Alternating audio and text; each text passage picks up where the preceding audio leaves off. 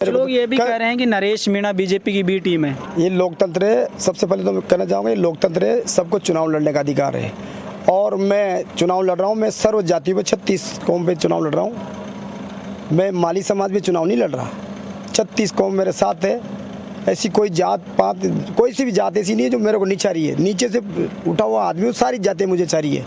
36 कौम मेरे साथ है और उसी के दम पर मैं चुनाव लड़। भारतीय जनता पार्टी एक साफ़ सुथरी पार्टी है। आपको पता है मेरे को टिकट क्यों मिला? एक कार्यकर्ता होने के नाते, एक सबकी पुकार के नाते तो टिकट मिला। अंता विधानसभा के सारे कार्यकर्ता लगे हुए हैं, वही चुनाव लड़ रहे हैं। उनके आशीर्वाद से मुझे टिकट मिला है और पूरे कार्यकर्ता तन मन से दिवाली मना रहे हैं, जोश के साथ दिवाली मना रहे हैं और तन मन से लग गए। नमस्कार, मेरा नाम है अभिषेक जाखड़ और आप देख रहे हैं द लोक नेत्र। और इस वक्त मैं अंता विधानसभा चुनाव को कवर करने आया था, तो मेरे साथ हैं भाजपा प्रत्याशी मोरपाल जी सुमन साहब। इनसे बात करेंगे कि कैसे चुनावों की तैयारियां चल रही हैं, नामांकन भी हो गए हैं और तारीख भी अब जा चुकी है। और ये भी जानने की कोशिश करेंगे कि यहाँ पर क्या क्या मुद्दे रहने वाले हैं और कांग्रेस ने और निर्दलीय कई लोगों ने ताल ठोक रखी, उन सब के बारे में। राम राम साहब। राम राम साहब, राम राम। कैसे हो आप सब? पहले तो ये बस स्वस्थ हूँ, बच्चा हूँ, दिवाली मना रहे हैं, सभी दिवाली मना रहे हैं। सभी को दिवाली की बहुत बहुत हार्दिक बधाई। शुभकामनाएं। पूरे रंग में रंग चुके हो, भगवा पहन रखा है और पार्टी जिस तरीके की विचारधारा की बात करते हैं उसमें पूरे रंगे हुए, कैसा लग रहा है? ये तो शुरू से बचपन से शौक है मेरे पहनने का। भगवा तो बजरंगबली का है ही सही, आप जानते हो साहब। पार्टी ने देर से ही लेकिन आखिरकार आप पे विश्वास जताया। क्या लग रहा है, कैसी तैयारियां चल रही है चुनाव को? अंता विधानसभा के सारे कार्यकर्ता लगे हुए हैं, वही चुनाव लड़ रहे हैं। उनके आशीर्वाद से मुझे टिकट मिला है और पूरे कार्यकर्ता तन मन से दिवाली मना रहे हैं, जोश के साथ दिवाली मना रहे हैं और तन मन से लग गए हैं। अच्छा सर, पहले भी यहाँ पे बीजेपी के विधायक थे कंवरलाल जी और अभी आपको पार्टी ने टिकट दिया, दोबारा चुनाव हो रहे हैं। सबसे पहला तो मैं ये जानना चाहूँगा क्या क्या मुद्दे रहने वाले हैं यहाँ? मुद्दे सबसे पहले तो पानी, बिजली, सड़क, चिकित्सा, ये जो भी अधूरे काम हमारे कंवरलाल जी ने करवाए हैं। आते ही 2 साल पहले, 5 साल तक तो कुछ काम हुआ ही नहीं कांग्रेस की सरकार में।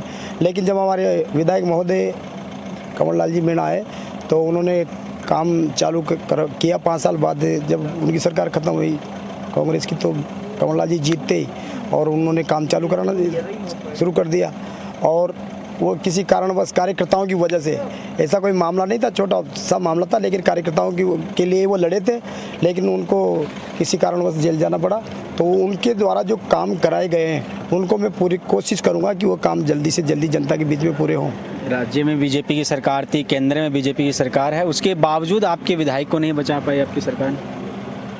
संविधान का पालन, ये तो सब संविधान का पालन करने का मामला है। संविधान का जो आदेश था, नहीं, कई जगह ऐसे बहुत से मामले होते हैं जहाँ पर कहीं ना कहीं स्टे आ जाता है, कोर्ट से कुछ आ जाता है। ये भारतीय जनता पार्टी है, ये तो सब सिस्टम से होता है। भारतीय जनता पार्टी के पास आज जानते हो क्या नहीं है, क्या बात है, जो भी है नीचे से चलती है।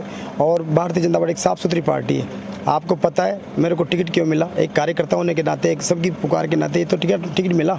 नहीं तो कांग्रेस में से टिकट मिलता है, वहाँ तो बाहुबलियों को, धन बलियों को टिकट मिलता है, लेकिन एक गरीब जैसे कार्यकर्ता को टिकट दिया है भारतीय जनता पार्टी। ये भारतीय जनता पार्टी एक एक कार्यकर्ता की देखती है, न्याय करती है। आप बाहुबली की बात कर रहे हैं और इशारा कहीं प्रमोद जैन भाई पर तो नहीं है? अब ये सब जानती है जनता, कौन क्या है क्या नहीं है, ये जनता का मामला है। अच्छा, एक चीज़ जानना चाहता हूँ, यहाँ मैं जब क्षेत्र में जा रहा था तो 2-3 समस्याएं मुझे मोटी देखने को मिली। एक तो जो ये मांगरोल और अंता वाली सड़क है, इसका मुद्दा देखने को मिला। एक बस स्टैंड का जो मुद्दा है वो देखने को मिला। क्या कुछ रहेगा उसके बारे में? इसमें कंवरलाल जी ने कोशिश की है और कंवरलाल जी ने आते ही बजट पास भी करवा लिया। किसी कारणवश बाईपास का तो मुद्दा था, वो बहुत जल्दी हल हो जाएगा और निश्चित तौर पर 1 या 2 महीने बाद काम चालू हो जाएगा। अच्छा, जातीय समीकरण की अगर बात करें तो यहाँ पर आपकी जाति के लगभग 45,000 वोट हैं और मीणा जाति के हैं वोट है वो लगभग 40,000 हैं। सबसे ज़्यादा वोट इन्हीं के माने जाते हैं। और मीणाओं की बात करें, जो कंवरलाल जी को पिछली बार वोट मिले थे, इस बार नरेश मीणा ने चुनावी ताल ठोक दिया। क्या कुछ लग रहा है? ये लोकतंत्र है। सबसे पहले तो मैं कहना चाहूँगा, ये लोकतंत्र है, सबको चुनाव लड़ने का अधिकार है और मैं चुनाव लड़ रहा हूँ। मैं सर्व जाति पे 36 कौम पे चुनाव लड़ रहा हूँ। मैं माली समाज पे चुनाव नहीं लड़ रहा। 36 कौम मेरे साथ है। ऐसी कोई जात पात, कोई सी भी जात ऐसी नहीं है जो मेरे को नहीं चाह रही है। नीचे से उठा हुआ आदमी, वो सारी जातें मुझे चाह रही है। 36 कौम मेरे साथ है और उसी के दम पर मैं चुनाव लड़ रहा हूँ।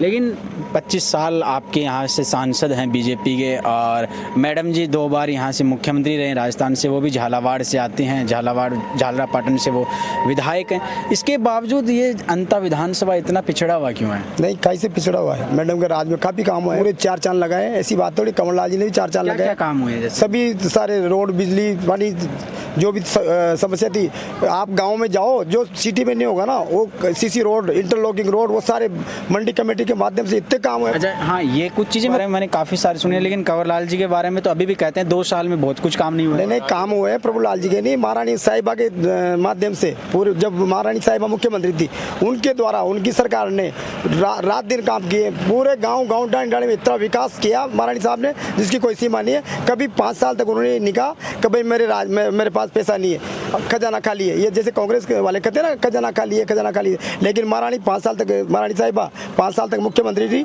लेकिन कभी भी ये रोना नहीं रोया कि मेरे पास पैसा नहीं है। हमेशा जितना मांगा उतना जनता को दिया, और विकास कार्य महारानी साहब के टाइम में काफ़ी हुआ है। तो बस स्टैंड क्यों नहीं बना? फिर कुछ कमियां रह जाती है, सारे काम एक साथ थोड़ी हो जाते हैं।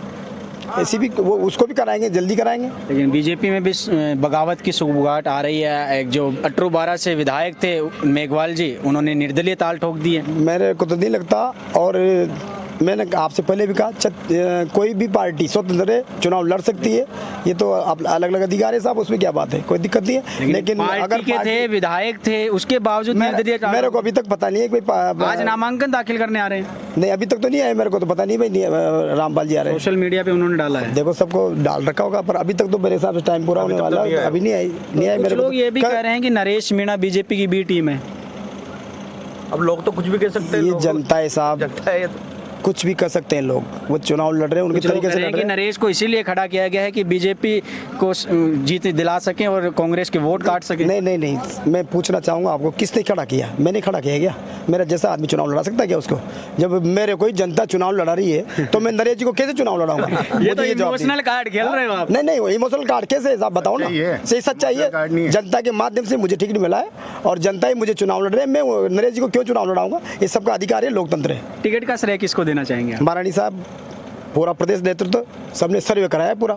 हमारे राजा साहब ने, महारानी साहब ने, साहिबा ने, पूर्व वसुंधरा राजे जी ने, पूरा अंता विधानसभा की जनता की पुकार थी, उसी के आधार पर शीर्ष नेतृत्व ने, आदरणीय प्रदेश अध्यक्ष जी, आदरणीय मुख्यमंत्री जी, आदरणीय पूर्व मुख्यमंत्री महोदया, राजा साहब, और ये आम जनता के माध्यम से मुझे टिकट मिला है।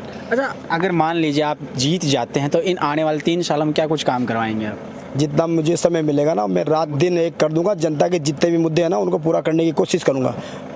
जी, मतलब मोटे मोटे अगर समस्या 5 काम ऐसे बता दो जो मैं करवा दूंगा। सबसे पहले तो आप बता रहे हैं ना, अभी पूछ रहे थे ना, मांग रोड 12 मांग रोड को मैं निश्चित तौर पर आपसे कहना चाहूँगा, चुनाव जीतने के बाद तुरंत विधानसभा में इस बात को रखूँगा, और जितना जल्दी हो सके उस रोड को कराने करूँगा।